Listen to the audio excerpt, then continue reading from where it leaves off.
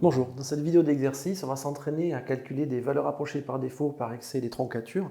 Je vous renvoie à la vidéo de leçon que j'ai postée juste au-dessus. Elle sera vraiment importante pour comprendre ce qui se passe. Donc je vous propose ce nombre-là, 83 709,635. C'est un nombre dont je voudrais faire des arrondis en fait. Alors pour cela, je vais m'intéresser à la centaine, je veux la valeur approchée par défaut, par excès et la troncature. Au centième, va la rapprocher par défaut, par excès et la troncature, et à l'unité, va la rapprocher par défaut, par excès et troncature. Je voudrais aussi qu'à chaque fois, vous entouriez quel est le meilleur arrondi possible à la centaine, au centième et à l'unité. Parmi les trois valeurs, quelle est la meilleure valeur possible? Voilà, je vous laisse réfléchir, mettez la vidéo en pause et on corrige juste après.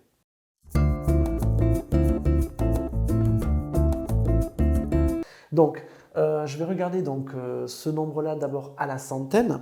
Pour ça, je vais donc couper après le chiffre des centaines. Donc, je vais me retrouver avec 83 709,635 et je vais le couper après le chiffre des centaines. Bon, donc là, valeur approchée par défaut, ça va être donc 83 700.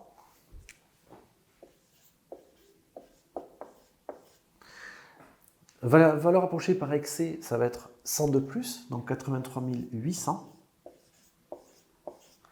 Et la troncature à la centaine, c'est quand je coupe et que je mets les zéros inutiles, c'est la même que la valeur par défaut, 83 700.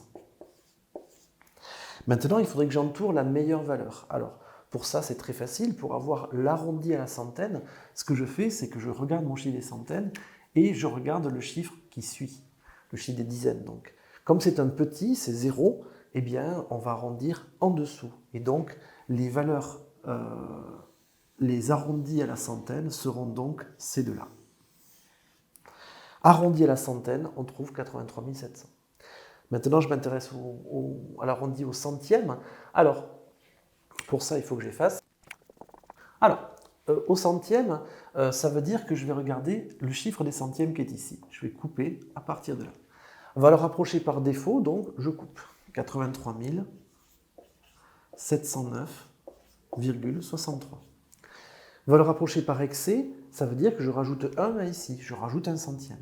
83 709,64. Et troncature, c'est toujours la même que celle-là, je n'ai même pas besoin de regarder mon nombre, 83 709,63. Maintenant, il s'agit de trouver quel est le meilleur arrondi entre les deux. Alors, je fais toujours pareil, je regarde le chiffre des centièmes, je regarde le chiffre qui suit, il se trouve que c'est un 5. Et là, je n'ai pas d'ambiguïté, 5 fait partie des grands, hein. Souvenez-vous, 0, 1, 2, 3, 4, 5, 6, 7, 8, 9. Hein. J'ai bien 5 chiffres d'un côté, 5 chiffres de l'autre, le 5 fait partie des grands.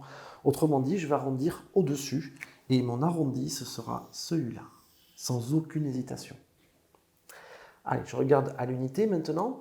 Donc, par défaut, je vais couper au niveau du chiffre des unités, 83 709. Ensuite, tant qu'à faire, je fais ma troncature, 83 709, puisque c'est la même. Et à l'unité, je passe au-dessus, donc ça va faire du 83 710. Maintenant, quel est le meilleur arrondi? Eh bien, comme d'habitude, alors je vais effacer. Donc là, je suis à l'unité, donc je vais couper après le chiffre des unités, je vais regarder le chiffre qui suit, c'est un 6, il fait partie des grands, donc je vais arrondir au-dessus, et donc je vais prendre ici 83 710.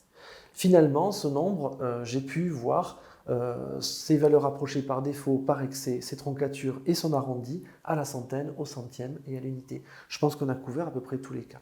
Donc je vous remercie pour votre attention. N'hésitez pas à poser des questions, à mettre un like si jamais ça a été utile pour vous. Et à bientôt. Au revoir.